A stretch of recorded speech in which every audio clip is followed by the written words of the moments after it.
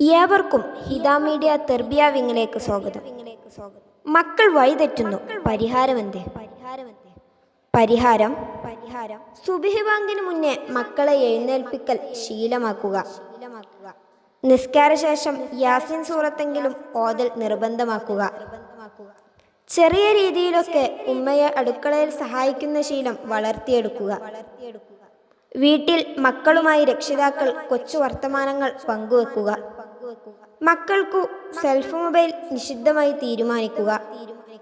School കഴിഞ്ഞു കൃത്യസമയത്തു തന്നെ വീട്ടിലെത്താൻ മക്കളെ ഓർമ്മിപ്പിക്കുക. മക്കളുടെ മുന്നിൽ ശകാര സംസ്കാരം ഒഴിവാക്കുക. ഉപ്പാന്റെ സ്നേഹവും കഷ്ടപ്പാടും ഇടയ്ക്കിടെ മക്കളെ ഓർമ്മിപ്പിക്കുക. രാത്രിയിൽ മുൽക്ക്, വാക്യ സൂറത്തുകൾ നിർബന്ധമാക്കുക. സുന്നത്ത് നോമ്പുകൾക്ക് പ്രോത്സാഹനം നൽകുക. മുഅക്കദായ റവാത്തിബ് നിസ്കാരം നിർബന്ധശീലമാക്കുക.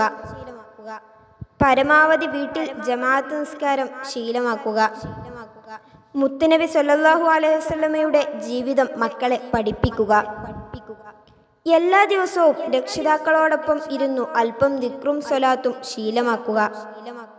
ഇസ്ലാമിക കുടുംബ മാസിക നിർബന്ധമാക്കുക.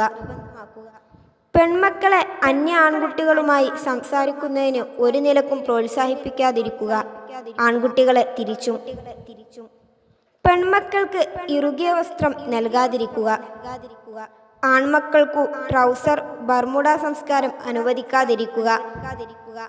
ആൺമക്കളെ കൃത്യമായി പള്ളിയിലെ ജമാഅത്ത് ഓർമ്മിപ്പിക്കുക. സ്നേഹവായ്പോടെ തന്നെ ചീത്ത കൂട്ടുകെട്ടിന്റെ ദൂഷ്യത ഓർമ്മിപ്പിക്കുക. മക്കൾക്കിടയിൽ വേർതിരിവ് കാണിക്കാതെ പരസ്പര സ്നേഹം വളർത്താൻ ഉപകരിക്കുന്ന വാക്കുകൾ ഇടയ്ക്കിടെ കൊണ്ടുവരിക.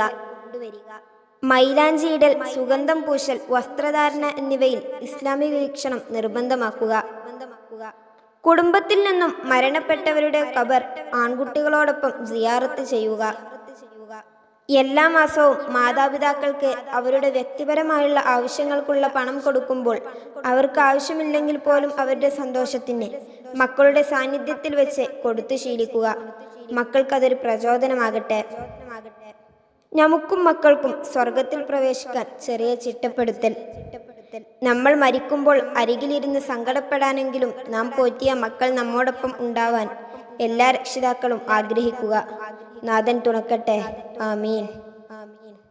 എപ്പോഴും ജീവിതത്തിൽ പ്രാവർത്തികമാക്കേണ്ട ഒരു ദുആ നിങ്ങളുടെ മുമ്പിൽ ഞാൻ പരിചയപ്പെടുത്തുന്നു. റബ്ബനാ ഹബ് ലനാ മിൻ അസ്വാജിനാ വദുർരിയ്യാതിനാ ഖുർറത അയ്യുനിൻ വജഅൽനാ ലിൽ മുത്തഖീന ഇമാമാ. ഞങ്ങളുടെ നാഥാ, ഞങ്ങളുടെ ഇണകളിൽ നിന്നും സന്തതികളിൽ നിന്നും ഞങ്ങൾക്ക് നീ കൺകുളിർമ നൽകണമേ. ഭക്തി പുലർത്തുന്നവർക്ക് ഞങ്ങളെ നീ മാതൃകയാക്കണമേ. പകർന്നു കൊടുക്കുന്ന വിജ്ഞാനം പരമപുണ്യമത്രേ. നന്മ തോന്നുന്നുവെങ്കിൽ ഷെയർ ചെയ്യുക.